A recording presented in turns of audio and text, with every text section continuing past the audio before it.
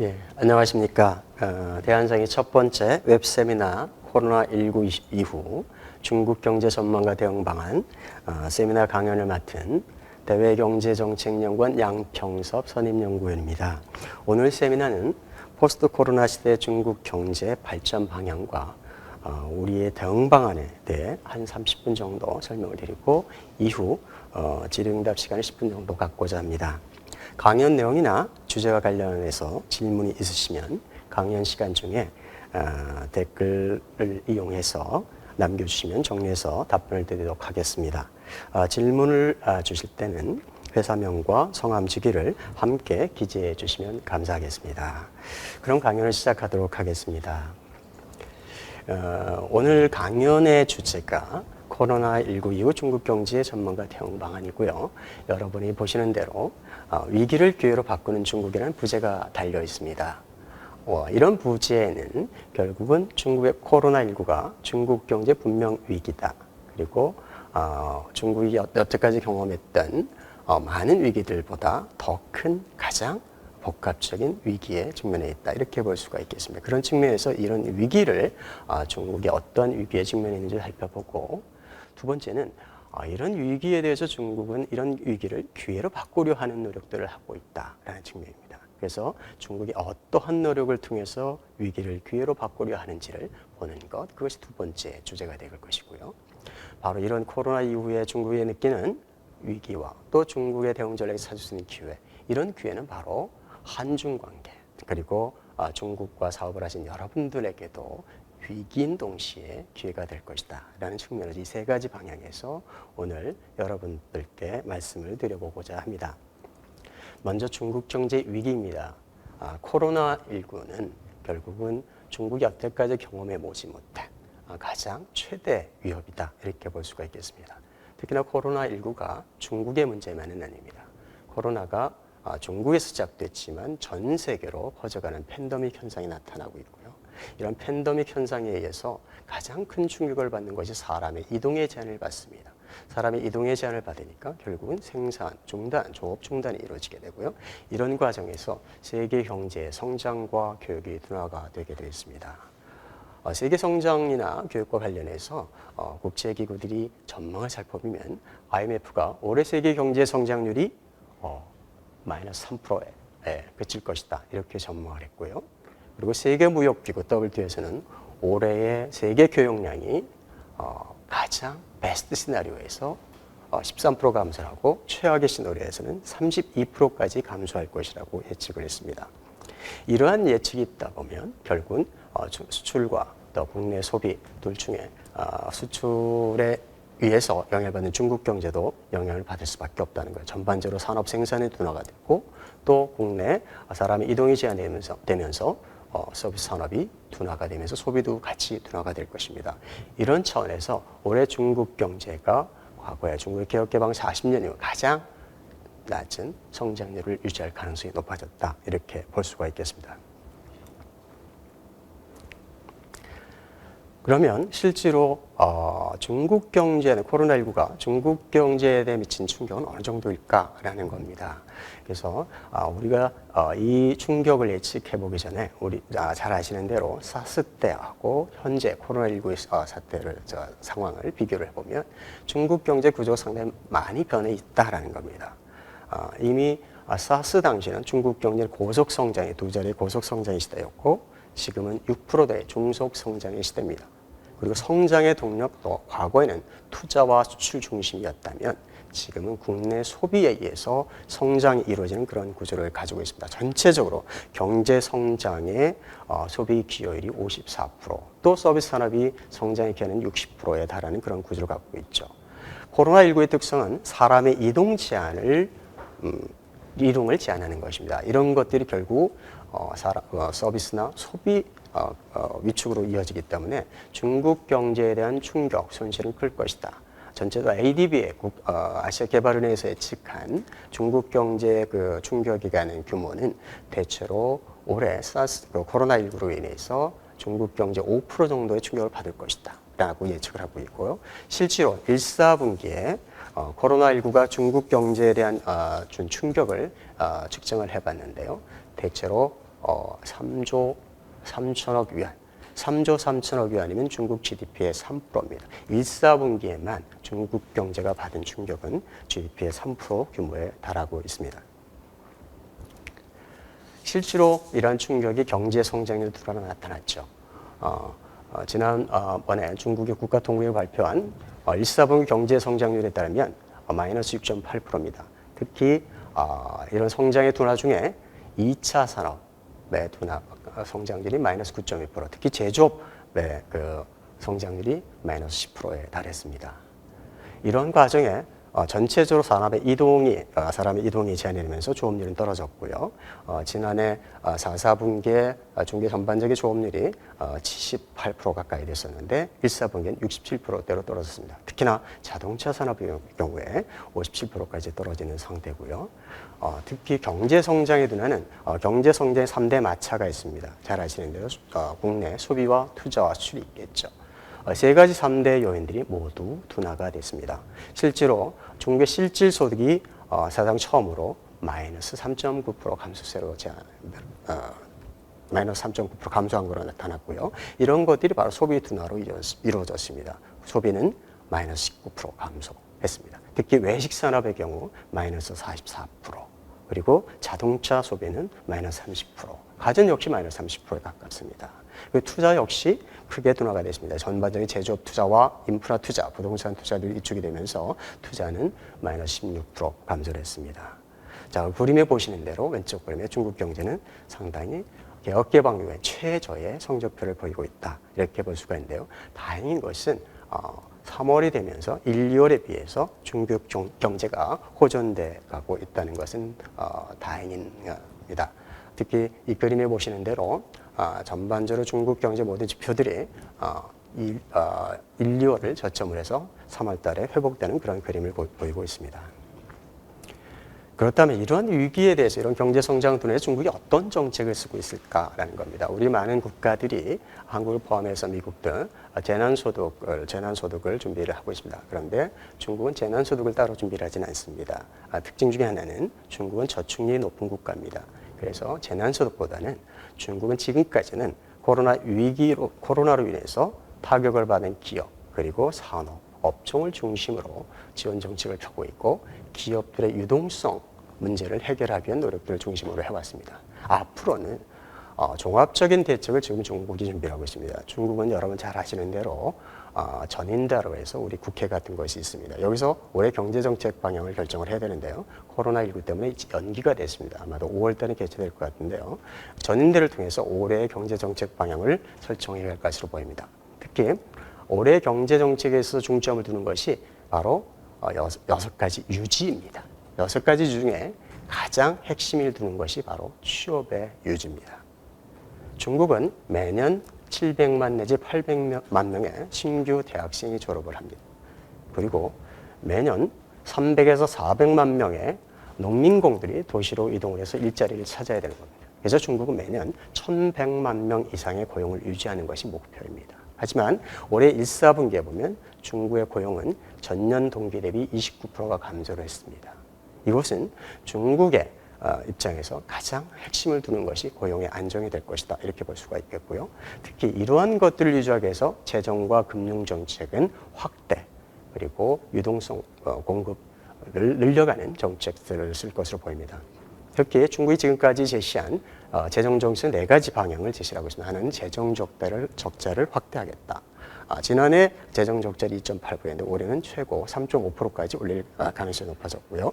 그다음에 지방정부의 인프라 투자라든지 중점 프로젝트 투자는 특별 채권 발행 규모를 작년에 약 2조 원 규모에서 올해 3.5조 원 규모로 확대할 가능성이 있고, 그리고 감세 등을 통해서 역시 2조 5천억 위안 이상의 그런 기업 비용을 감경하는 노력들을 해갈 것을 보입니다. 특히 이번에 중국이 코로나19와 대비해서 과거와 다른 정책 중에 하나는 바로 이런 특별국채를 준비를 하고 있다는 겁니다. 이 특별국채는 코로나 피해를 입은 기업, 그리고 중소기업들을 지원하는 그런 자금들로 사용될 가능성이 있고요. 그 규모는 최저 2조에서 3조에 일 것이다, 이렇게 볼 수가 있겠습니다.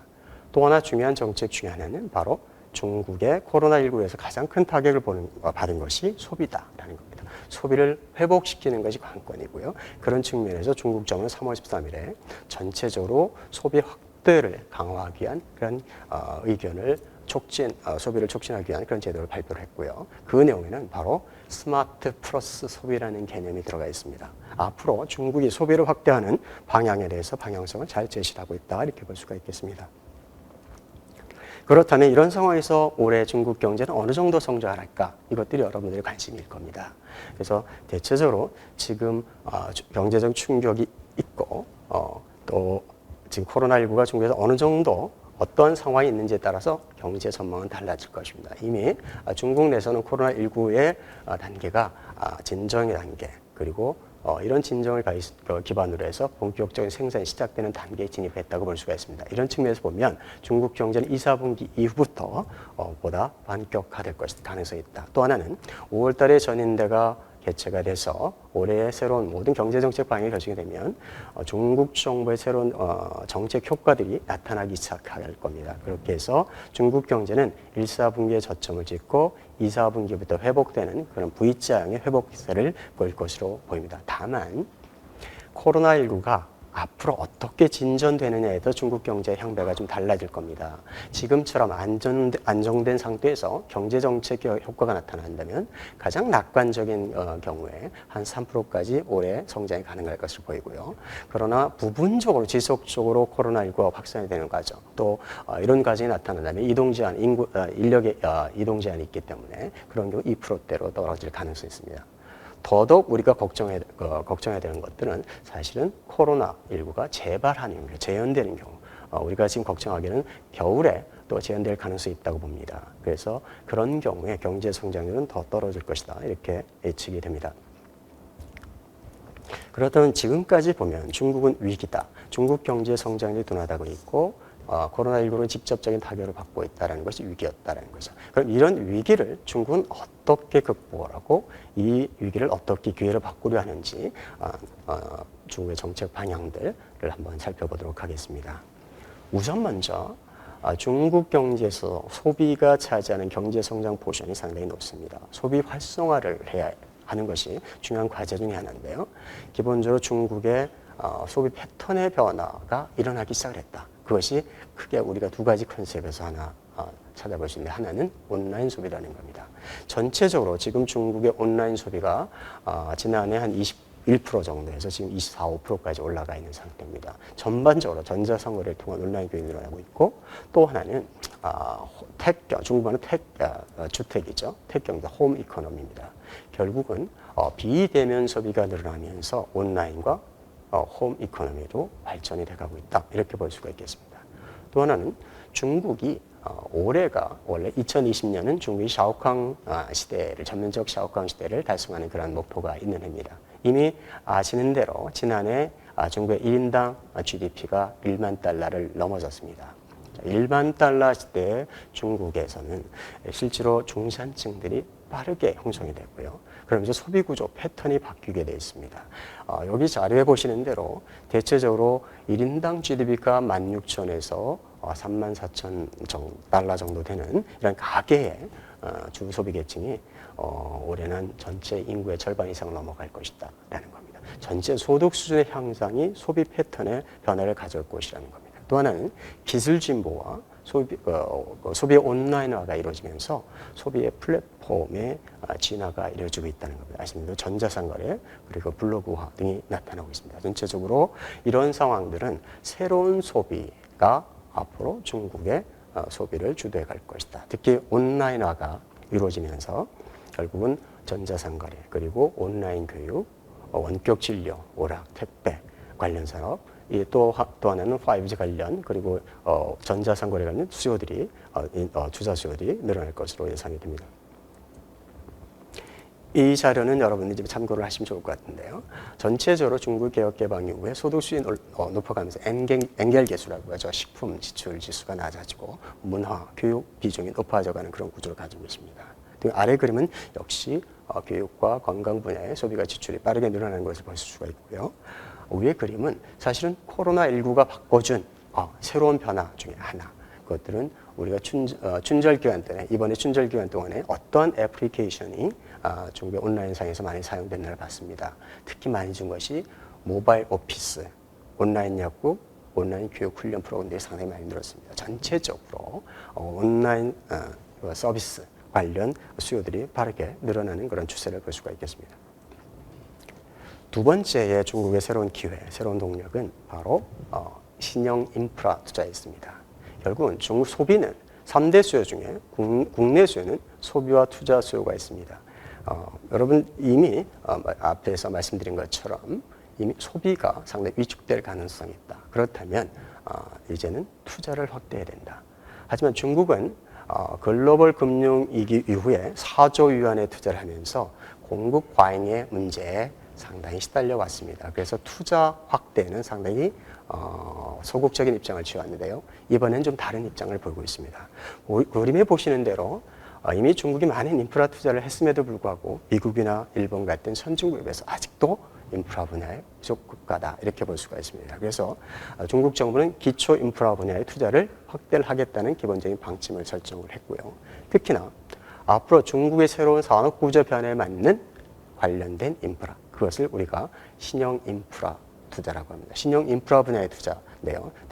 대체로 7개 업종, 도시간 고속철도와 도시궤도, 지하철이라든지 이런 것들이겠죠. 그리고 중국이 올해부터 대대적인 5G 기지국 건설을 시작을 합니다. 5G 관련 투자들 이런 것들이 있겠고요. 그리고 중국의 슈퍼그리드와 관련된 특고압 전선, 송배선망 이런 것들이고, 그다음에 전반적인 산업 인터넷, 그리고 인공지능, 그리고 데이터 센터. 잘 아시는 대로 중국의 전기차 공급이 늘어나면서 필요해지는 전기차 충전소 등 이런 부분들이 이제 망라되어 있습니다. 이런 부분에서 아래 그림에 보시는 대로 앞으로 5년 동안 중국은 폭발적인 투자가 이루어질 것이다라는 예측을 하고 있습니다. 그림에 보시는 대로 특히 중국의 고속철도 분야, 빅데이터, 그다음에 신에너지 분야, 그리고 5G 건설 이런 것들을 여러분들 자료로 참고를 하시면 될 것 같습니다. 또 하나는 중국의 지역경제 구도의 변화입니다. 그동안에 중국은 도시화를 통해서 새로운 성장 동력들을 찾아왔던 것이 사실입니다. 앞으로 향후 10년간 바로 중국의 도시화가 새로운 성장 동력을 제공할 것이다. 이렇게 볼 수가 있겠습니다. 도시화의 기본적인 방향은 이렇습니다. 하나는 중국이 고속철도를 통해서, 건설을 통해서 대도시군을 형성을 하고 대도시군 간의 연계성을 늘려가는 것이고요. 또 하나는 대도시군 안에 중심도시와 이송도시를 연계하는 것입니다. 바로 이 커넥티비티를 늘려서 중국의 도시군을 1시간 경제권으로 만들겠다는 그런 전략을 가지고 있습니다. 이런 것들이 되면 중국이 도시화가 되는 과정에서 계속 경제 성장에 새로운 동력을 제공하게 되는데요. 도시화가 1% 추가적으로 진행될 때 중국의 경제 성장 동력은 대체로 0.5 내지 1%포인트 성장 동력을 가진다라고 추정이 되고 있습니다. 특히나 또 도시화의 과정에 있어서 도시화 2.0은 과거는 도시화율을 올려가는 데 있었지만 도시화 2.0은 사람의 도시화입니다. 바로 사람이 도시화에 정착할 수 있도록 제도를 만들어가는 사회보장제도라든지 주택제도, 이 제도를 만들어가는 것이고요. 또 하나는 바로 스마트 시티를 건설하는 겁니다.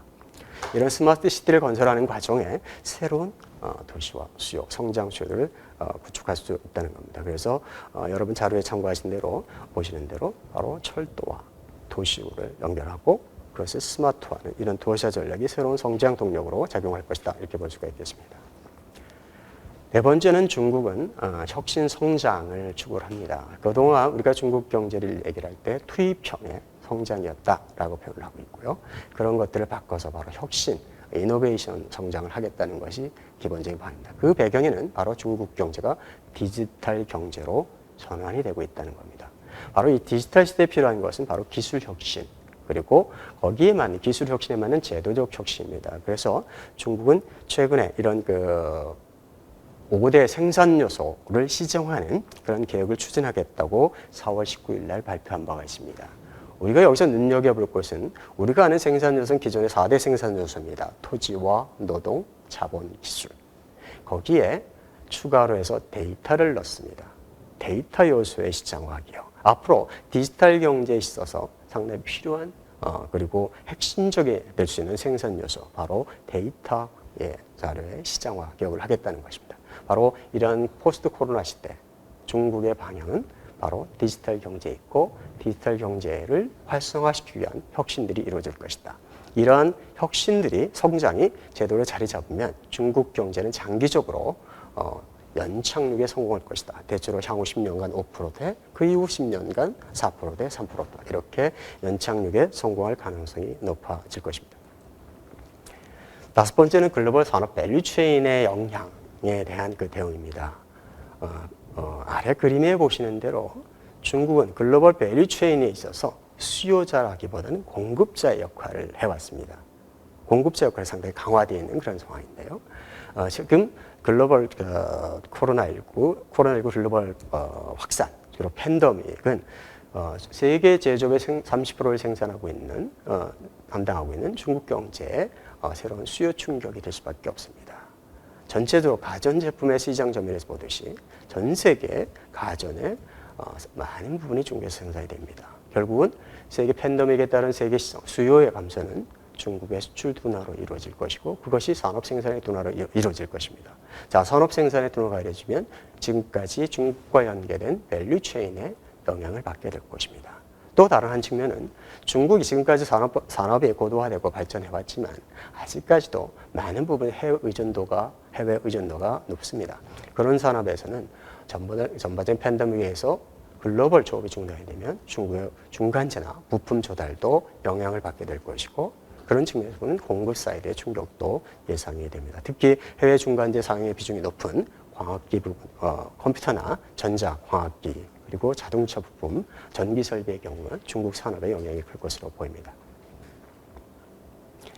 이 자료는 여러분이 참고를 하시면 좋을 것 같은데요. 전체적으로 각 산업에서 수입 투입률은 사실은 중국이 IO의 인풋 아웃풋 테이블에서 어느 정도 해외 중간재를 쓰는지 비율을 보여주고 있고요. 수출률은 중국에 생산된 것을 어느 정도 해외 수출하는지를 보여줍니다. 이런 구조 때문에 1사분기의 오른쪽 그림에 산업의 가동률이 나타나고 있는데요. 해외 시장 의존도가 높은 산업에서 상대적으로 가동률이 낮게 나타나고 있습니다. 다음은 코로나19로 미중 관계가 어떻게 바뀔 거냐라는 그런 것들입니다. 다만 우리가 미중 관계를 예측을 할 때 몇 가지 그 방향성에 대해서 한번 고민을 해보겠는데요. 결국은 코로나19로 인해서 미중의 마찰이 잠깐 소강 상태다 이렇게 볼 수는 있겠습니다. 지금 서로가 코로나19에 진정의 그 역점을 두기 때문에 미중 마찰 자체를 크게 다루진 않습니다. 미중 간의 그런 갈등이 재현되고 있지는 않습니다. 다만 첫 번째는 1차 합의된 내용을 이행하는 과정에 대한 이제 문제가 제기가 될 것입니다. 뒤에 자료에 설명되어 있지만 앞으로 2년 동안 중국은 미국으로부터 2천억 달러에 달하는 그러한 수입을 확대를 해야 됩니다. 또 하나는 2차 협상을 시작을 해야 됩니다. 2차 협상에서는 중국과 미국 간에는 보조금의 문제, 그리고 공공기업의 문제 등 거버넌스에 관한 논쟁이 이루어져야 됩니다. 그런 측면 또 하나는 지금 중국의 기술적 부상에 대해서 미국은 견제하려는 이런 기술 패권에 대한 도전으로 인식을 하고 그런 기술 규제를 하는 노력을 하고 있습니다.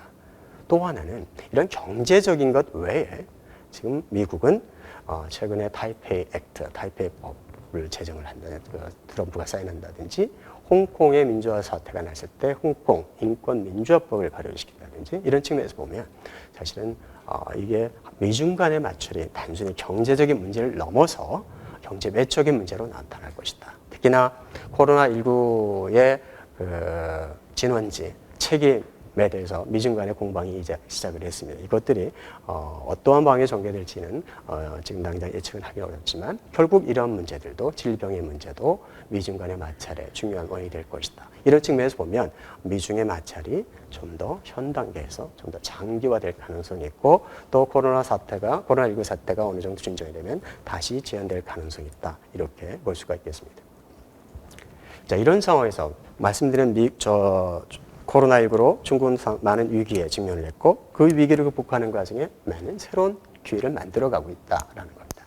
이런 중국의 위기와 기회 속에서 결국은 한국은 어떤 영향을 미칠까? 특히 한중 관계 그리고 중국에서 사업하고 계신 여러분들의 사업에는 어떤 영향을 미칠까? 그런 측면에서 우리가 좀 한번 그 말씀을 드리고자 하는데요.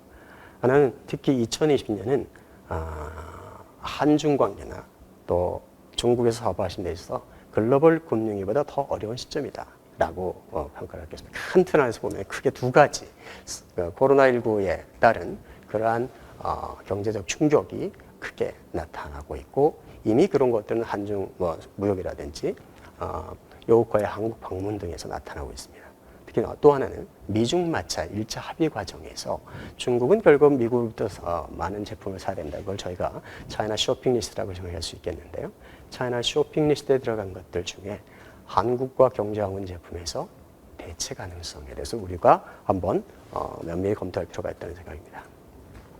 전체적으로 코로나19와 한국 경제를 연결을 시켜서 보면 결국은 팬데믹에 의해서 세계 경제가 둔화가 되고 중국 경제가 성장이 둔화되고 수출이 둔화되면 결국 한중 간의 밀접 구조에 있어서 한국은 중간재를 중심으로 수출을 하고 있습니다.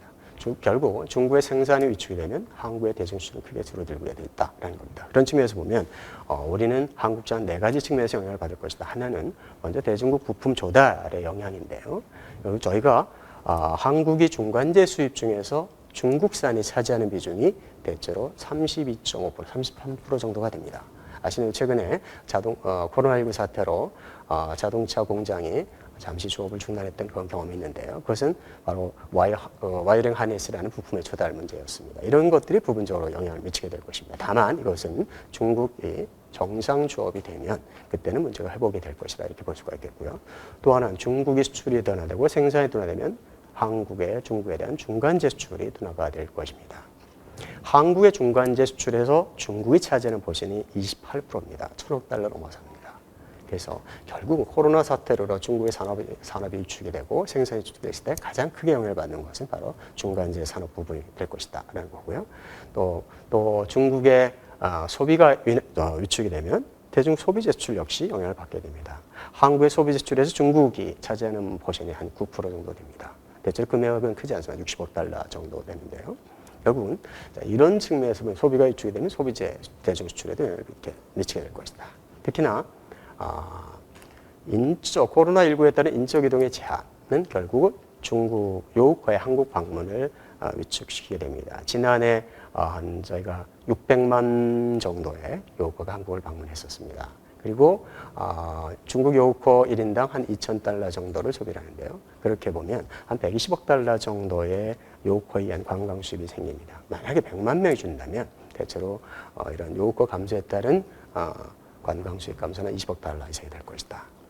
이런 영향들로 인해서 최근 한국 경제가 영향을 받고 있습니다. 최초로 1, 4분기에 한중 간의 무역이 상당히 위축된 것으로 나타났습니다. 제가 1월부터 3월까지 대중 수출은 전년 동기 대비 8.1%가 감소를 했고요. 지난해 2019년에 16% 감소에 이어서 계속 연속적인 감소세를 유지하고 있습니다. 특히 중간재와 자본재 대중 수출이 위축이 되고 있고요. 1월부터 3월까지 중국 요코의 한국 방문 숫자는 증가율이 마이너스 55%였습니다. 그러나 3월 달에는 요코 방문 숫자가 16,000명 정도로 줄어서 증가율을 보면 97%가 감소를 했습니다. 직접적으로 중국의 코로나19에 따른 중국 경제 충격이 한중 관계에 영향을 미치고 있다 이렇게 볼 수가 있겠습니다. 이 자료는 여러분들이 참고하실 만한 자료인데요. 우리 한국의 산업에서 중간재 투입에서 중국산이 얼마나 쓰이고 있느냐라는 겁니다. 보시는 대로 컴퓨터 전자 부품의 경우는 한 10%, 9.7% 중국산에 씁니다. 한국 산업 생산이 있어서. 그리고 나머지 산업들은 대체로 5% 정도 중국산을 저희가 쓰고 있습니다. 결국 중국의 조업 중단이 한국 산업에 직접적인 타격을 줄 수밖에 없다라는 거고요. 두 번째는 중국 산업의 중간재 투입에서 한국산이 얼마나 쓰이는지를 봤습니다. 대체로 전자부품의 경우는 한 12% 정도를 한국산을 씁니다. 중국 산업 생산할 때. 결국 중국 산업 생산이 줄면 전자품 수출에 영향을 미치게 되고 있고 나머지는 2%에서 1%대에 줄어들고 있습니다. 오른쪽의 그림은 한중 관계가 상당히 새로운 전환점에 접해 있다라는 겁니다. 그림은 중국에 나가 있는 우리 기업들의 경영 실태 자료를 기초로 해서 보면 저희가 투자액 대비 매출액 1달러를 투자를 했을 때 중국에서 이루어진 매출액의 비율입니다. 몇 배인지인데요. 그게 2012, 13년에 7배 정도에서 이미 2018년 3.7배 절반 수준으로 떨어져 있고요. 중국에 진출한 한국계 기업의 영업이익률도 5%대 4.9%에서 3.1% 떨어져 있습니다. 전체적으로 중국에 나가 있는 우리 기업들의 경영 상황들이 지속적으로 악화되고 있는 상황에서 코로나19가 발생을 했고, 또 그런 측면에서 코로나19 이후에 중국에서는 우리 기업들의 어려움은 더 가중될 가능성이 있다, 이렇게 볼 수가 있겠습니다. 이것은 여러분이 참고를 하시면 좋을 것 같습니다. 결국 미중 마찰에서 중국이 미국산을 더 수입을 확대한다면 결국 한국산이 부분적인 대체가 될 수밖에 없다. 이런 측면에서 대체적으로 저희가 추정을 해보면 중국의 대한국 수입의 한 2% 정도가 미국으로부터 수입 확대에 따라서 한국산이 대체될 가능성이 있다. 여러분이 자료를 참고하시면 좋을 것 같습니다. 마지막으로 결국은 말씀드린 대로 이 코로나19 중국이 받게 된 위기, 그것들을 또 극복하려는 기회, 이 두 가지가 병존하고 있다는 겁니다. 한중 관계에 있어서 역시 바로 위기와 기회가 병존하고 있습니다. 한중 관계에서 가장 큰 위기는 바로 불확실성의 시대입니다. 불확실성이 커져가고 있다는 거죠. 바로 포스트 코로나 이후에 중국 경제가 어디로 갈 것인가? 그리고 결국은 중국 경제는 이제 고속 성장의 시대가 중속 성장의 시대를 넘어서 중저속 성장의 시대로 갈 것이다. 또 미중 마찰이 이제 끝난 것이 아니다. 또 다시 나타날 것이고 강화될 것이다. 또 하나 큰 변화 중에 하나는 바로 중국이 샤오캉 시대에 진입을 하면서 대국에서 경제 강국화하는 전략으로 바뀌어가고 있다. 이런 큰 틀 안에서 봤을 때 지금 한중 관계는 앞으로 어떻게 갈 것이냐. 큰 방향성에서 보면 과거 한중 수교에 의해서 27년이 되는데요. 그동안에는 보완적 협력자 관계가 상당히 컸다, 이렇게 말씀드릴 수가 있습니다. 그러나 앞으로는 경쟁 관계가 더 심화가 된다라는 거고요. 또 그동안에 보면 한중 관계에 있어서 그동안에 중국이 한국을 필요로 해서 한중 관계 형성이 되었다면 앞으로는 우리가 중국의 시장을 활용하고 중국 시장을 개척하고 그런 목적에서 한중 관계를 유지해야 되는 갑을 관계의 전환 시대가 왔다. 전체적으로 한중 관계의 큰 구조의 변화 틀 안에서 코로나라는 것, 그리고 미중 마찰이라는 것, 중국이 저속 성장 시대에 진입하는 이런 그런 복합적 리스크에 직면해 있다는 겁니다. 그런 측면에서 봤을 때 이런 리스크에 우리는 어떻게 대응을 할 것이냐. 또 중국이 가는 새로운 변화를 어떻게 이런 기회를 활용할 것이라는 측면에서 두 가지 측면에서 이제 우리가 새로운 중국 전략을 수립을 해야 된다는 생각합니다. 기본적으로 중국이 가지고 있는 중국의 직면에 있는 이런 위기들, 그것들이 한중 관계에 주는 위기는 우리가 대응을 하는 전략이 필요합니다. 전체적으로 우리가 중국 사업들을 어떻게 보다 효율성을 높이고 수익을 안정시키고 하는 노력들, 이런 것들이 있고요. 한중 관계를 안정시키기 위해서 중국의 어떤 수입 대체라든지 이런 것들, 그리고 글로벌 밸류체인의 변화 속에서 중국을 다시 어떠한 역할로 재활용할지, 그리고 이런 것들에 대한 고민들이 필요하다는 생각이 들고요. 또 활용이라는 측면에서 보면 사실은 중국의 새로운 변화들, 소비시장이 변하고 있고 바로 샤오캉 시대에 나타나는 새로운 그 큰 변화들, 그리고 코로나 이후에 어떤 정책의 변화에서 나타나는 그런 효과들, 그리고 전반적 글로벌 밸류체인 변화 속에서 중국이 새로운 산업과 신산업 육성하는 과정에서 나타나는 새로운 수요에 대해서 우리가 어떻게 활용할 것이냐라는 측면이 있습니다. 전체적으로 봐서 지금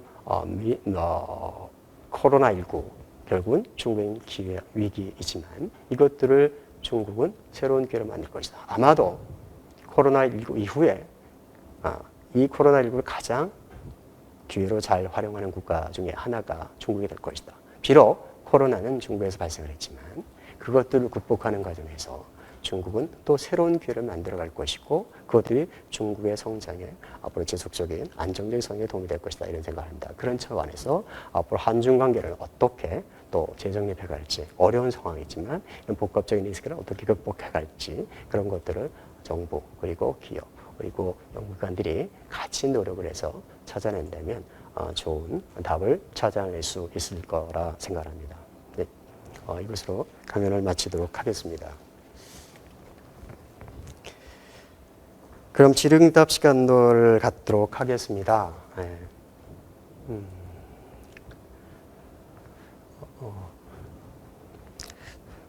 여러분들이 주셨나요? 첫 번째 질문인데요.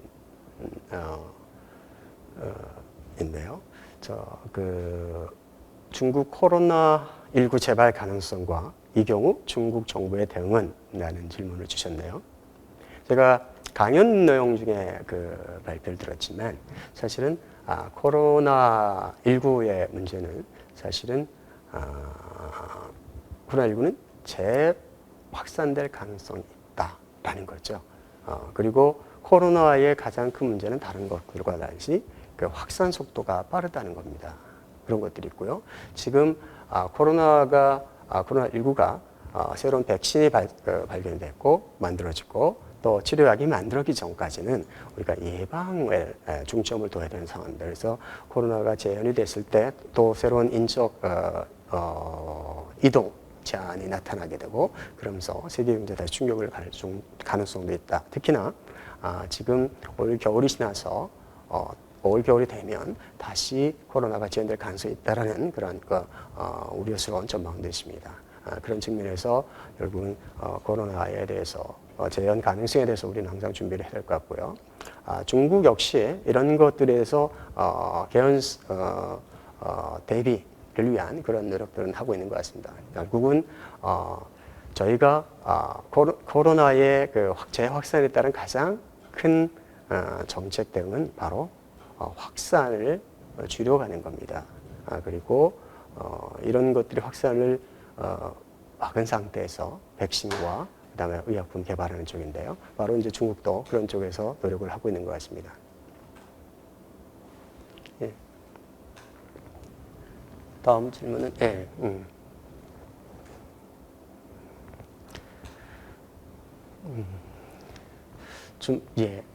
코로나19 이후 글로벌 공급망 변화가 있을 것으로 예상되는데 중국에서 한국 기업이 다른 나라 철수하거나 항구로 회귀하는 현상이 나타나고 있는지 궁금합니다. 중국 기업은 전 세계 제조 공장의 역할을 유지하기 위해서 코로나 이후 어떻게 대응할지 궁금합니다. 지금 말씀드린 대로 사실은 중국에 나가 계신 한국 기업들이 전반적으로 저희 2012, 13년을 정점으로 해서 어려운 상황에 직면해 있는 건 분명합니다. 그리고 또 코로나19로 인해서 조업이 중단된 상태이기 때문에 많은 기업들이 어려움을 겪을 것이다 이렇게 예상을 합니다. 그러나 실제로 우리 기업들이 얼마나 영향을 받고 있는지에 대한 실질적인 자료는 아직 없습니다. 그래서 저희도 코로나19 이후에 어떤 중국에 나가 계신 우리 기업들이 어떤 상황인지 경영 실태 조사를 한번 기획을 해서 해보려고 합니다. 그래서 아직까지는 우리 기업들이 실제로 어떻게 나타나는지 없지만 실제로 중국에 나가 있는 우리 기업들의 자동차 판매라든지 이런 것들이 급격하게 둔화되고 있는 것들을 봤을 때는 직접적인 영향이 단기적으로 나타나고 있다. 또 하나는 한국의 한중 간의 무역에 있어서 중국에 나가 있는 우리 기업들에서 유발되는 부분이 대체로 한 45 내지 50% 정도가 됩니다. 그래서 중국에 나가 있는 우리 기업들의 경영 부진, 조업 중단은 결국 한중 관계에 치명적인 영향을 미치고 있다. 이렇게 볼 수가 있겠고요. 그런 것들은 앞으로 좀 더 지켜볼 필요가 있다는 생각이 들고요. 또 하나는 이런 상황에서 만약에 중국이 모두 말씀드린 대로 중국은 위기를 기회로 만드는 강한 힘을 가진 나라라는 측면을 합니다. 지금 단기적으로 중국이 위기에 처해 있지만 경제 성장에 둔화될 가능성도 있고 그런 위기는 있지만 장기적으로 봐서는 우리는 중국에 또 새로운 기회가 있다라는 측면에서 지금 우리 기업들이 좀 더 관심을 가지고 봐야 될 부분들은 우리가 좀 현 단계에서 경영을 어떻게 안정시킬 것인지 그리고 어떻게 생존할 것인지에서 어떤 컨틴전시 플랜을 만들고 하는 과정들이 더 필요한 거 아닌가 생각하고요. 좀 더 이렇게 장기적인 관점에서 보면 중국의 글로벌 밸류 체인에 있어서 중국이 역할이 얼마나 약화될 것이냐 강화될 것이냐 이 측면인데요. 전체적으로 보면 글로벌리 중국의 역할을 약화시키려는 것이 다른 경쟁국의 의도라면 그것들은 그렇게 쉽지는 않을 것이다. 또 하나는 최소한도 중국이 글로벌 밸류체인에 있어서 동아시아 쪽에서 밸류체인의 핵심으로서는 중국의 역할은 지속될 것이다. 이런 측면에서 보면 앞으로 코로나 이후에도 이런 것들의 변화들을 한번 눈여겨볼 필요는 있겠다 생각을 합니다. 다음 질문이시네요. 한중 FTA 강화로 대중 수출 시 추가 관세 인하 가능성이 있겠습니까? 라는 건데요. 저희가 한중 FTA는 이제 저희가 2015년에 발효를 해서 지금 5년 차가 되고 있습니다. 그래서 전체적으로 이제 대중 수출에 있어서 한 50% 정도가 한중 FTA 효과를 보고 있고 한중 FTA를 활용을 하고 있습니다. 네, 실제로 이제 코로나19 이후에 우리 한국에서 중국으로 수출이 되는 코로나와 직접 관련된 보건의료용품 이런 것들이 상당히 좀 수출이 많이 늘어나고 있습니다. 그게 이제 플러스 전환인데요. 그런 것들은 한중 FTA를 통해서 우리가 새로운 기회를 만들 수 있다라고 생각을 합니다. 다만 저희가 한중 FTA의 관세를 보면 앞으로 2년 후에는 중간재 분야에서 상당히 빠른 관세 인하가 이루어집니다. 그때부터는 실제로 한중 FTA 효과들이 가시화되는 것으로 예상이 되고 있습니다. 그리고 전체적으로 이런 코로나19 이후에 한중 간의 관계를 좀 안정시키기 위한 한중 양국 정부의 노력은 좀 필요하다. 질병에 관련 협력이든 아니면 앞으로 한중 FTA가 좀 더 효율성 있는 FTA가 될 수 있도록 바로 상품 분야의 협상에서도 한번 다시 논의할 필요가 있고 또 하나는 서비스 투자 협상을 통해서 서비스 투자 협상을 조기에 마무리함으로써 이런 위기를 극복하는 데 도움이 될 수 있도록 할 필요가 있다는 생각을 합니다. 네, 마지막 질문이시네요. 메인 정보 시스템 박익현 대표님께서 질문을 주셨습니다. 코로나 시장에서 내수와 외수 시장 중 국가적인 역량이 집중된다면 어떤 요소에 집중하는 것이 좋다고 생각하시나요? 중국과 우리나라를 비교해 주면 감사하겠습니다. 상당히 어려운 질문이십니다. 그죠? 그러니까 저희가 이제 코로나 사태라는 것들을 단기적으로 이렇게 보면 사실은 이동의 제한이라는 겁니다. 사람의 제한, 이동의 제한이기 때문에 이동의 제한의 상태에서는 결국은 이 코로나 문제를 해결한 후에 글로벌이 이동이 이루어지고 교육이 이루어진다는 겁니다. 그래서 단기적으로 봐서는 국내 경제를 활성화시키는 것이 우선이다라고 생각합니다. 바로 모두 말씀드린 대로 자료에 말씀드린 대로 소비가 있고 투자가 있고 수출이 있다면 바로 해외 수요보다는 국내 수요를 활성화시키는 정책이 중요하다. 특히나 소비 단기적으로 봐서는 직접적인 소비 위축이 가장 크기 때문에 소비를 활성화시키는 정책을 우선적으로 쓸 필요가 있다는 것이고요. 그리고 그 다음에 이제 기업의 경영을 안정시키기 위한 금융 지원.